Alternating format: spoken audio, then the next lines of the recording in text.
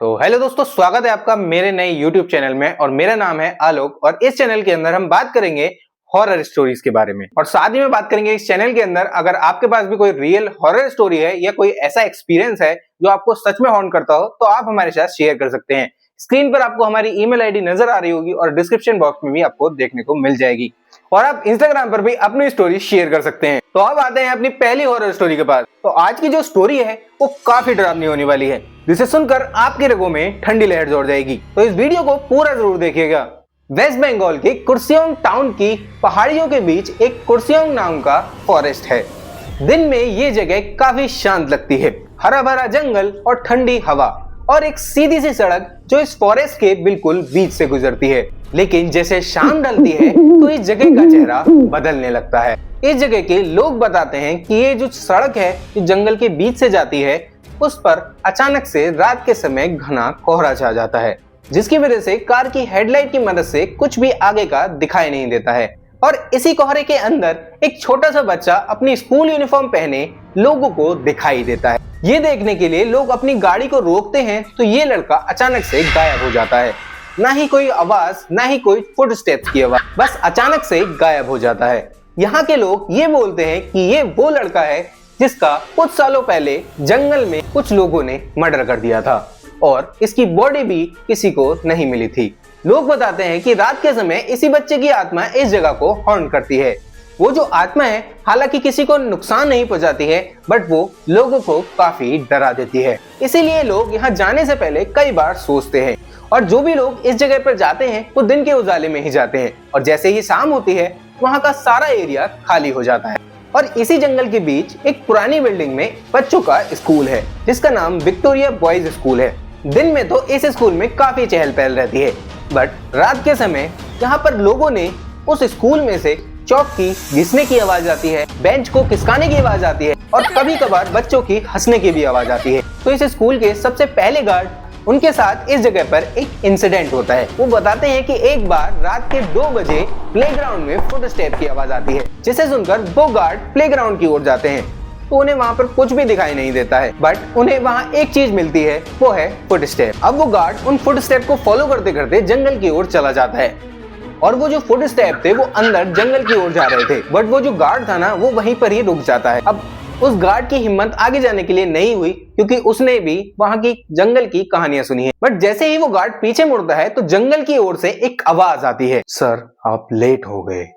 और ये आवाज सुन के उस गार्ड की हालत सच में ढीली पड़ जाती है और ये आवाज सुनकर वो वहां से भागने की कोशिश करता है और जल्दी से वो उस जगह से निकल जाता है। और अगले दिन से उस गार्ड ने अपनी जॉब छोड़ दी। अब एक रात एक राहुल नाम का बंदा उस सड़क से गुजरता है। उस जगह के बारे में उसे बिल्कुल भी कुछ नहीं पता, बट वो सीधा सीधा चलते जा रहा था और राहुल को उस सड़क पे आते ही अचानक वो महसूस करता है कि कोहरा एकदम घना हो गया है और अचानक से उसकी जो कार में रेडियो बज रहा था वो भी बंद हो जाता है, जिससे वो सोचता है कि टेक्निकल एरर की वजह से ये खराब हो गया होगा, बट ऐसा नहीं था। कुछ देर बाद राहुल को ये महसूस होता है कि उसकी गाड़ी की बैक सीट पे कुछ मूवमेंट हो रही है, पर जब पीछे मुड़कर राहुल देखता है तो उसे कुछ नहीं मिलता है।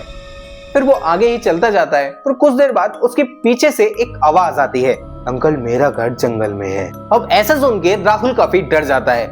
इसी डरते डरते में उसने हल्के हल्के पीछे मुड़कर देखा, बट पीछे जब वो मुड़ता है ना तो उसे कुछ भी दिखाई नहीं देता है। वो फिर हल्के हल्के आगे बढ़ता रहता है। फिर थोड़ी देर बाद फिर एक आवाज आती है, अंकल आप भी यहीं पर रुकोगे क्या? जब ये आवाज राहुल सुनता है ना तो उससे लिटरली उसके पसीने छूट जाते हैं। अब राहुल की हिम्मत तो कर नहीं रही थी कि पीछे मुड़कर देखे, तो वो अपनी गाड़ी की थोड़ा एक्सीलरेट करके उस जगह से आगे निकल जाता है और वो सेफली उस जगह से बाहर हो जाता है। और उस सड़क को क्रॉस करते ही राहुल अपनी कार साइड में रोकता है वो चेक करने के लिए।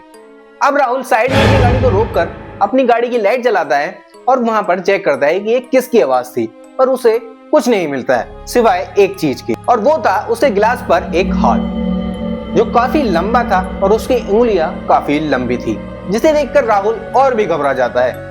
अब वो जल्दी से अपनी कार वार स्टार्ट करता है और जल्दी से वहां से निकल जाता है। अगली सुबह काफी लेट सोकर उठता है। इसे देखकर उसकी बीवी उसे उठाने आती है कि उठ नहीं रहे, सुबह के 10 बज चुके हैं। तो तब भी राहुल कुछ रिस्पॉन्स नहीं देता है। तब उसकी बीवी उसके पास जाकर उसे उठाती है। वो चेक करती है कि उसे काफी तेज बुखार था। तो वो जल्दी से डॉक्टर वगैरह को फोन करती है, तो वो अपने पति की जो भी कंडीशन थी वो बताती है, तो डॉक्टर उसे दवाई वगैरह लेके वहां से चला जाता है। अब राहुल सो ही रहा होता है, रात का समय था, उसने रात भी खाना नहीं खाया था। ठीक रात के 2 बजे उसे वही सपना रात में परेशान करता है जो अगली रात उसके साथ हुआ था। इसे सोचकर राहुल काफी परेशान और सोते सोते ही रोने लगता है। फिर उसकी अचानक से बीवी की आंख खुलती है, तो वो उसे उठाकर पूछती है कि क्यों जी, तुम क्यों रो रहे हो? तो राहुल झटपटा के उठता है। फिर वो अपनी पत्नी को अगली रात जो उसके साथ बीता था वो सब कुछ बता देता है। फिर जो राहुल की पत्नी थी अगली सुबह उसे एक पास के ही पुजारी के पास लेके जाती है और फिर वो ये स्टोरी उन्हें भी बताता है। फिर ये ऐसे ऐसे हुआ, मेरे साथ ये हुआ था अगली रात में। फिर जो उस मंदिर के पुजारी थे वो थोड़ा बहुत जल पड़ के देते हैं और उसकी पत्नी से ये बोलते हैं कि इसे सुबह शाम इन्हें पिलाते रहना और वो ठीक हो जाएगा। उसके बाद वो दोनों जल लेकर वहां से आ जाते हैं। बाद राहुल ने ऐसी कोई हरकत नहीं की और वो बिल्कुल सही है।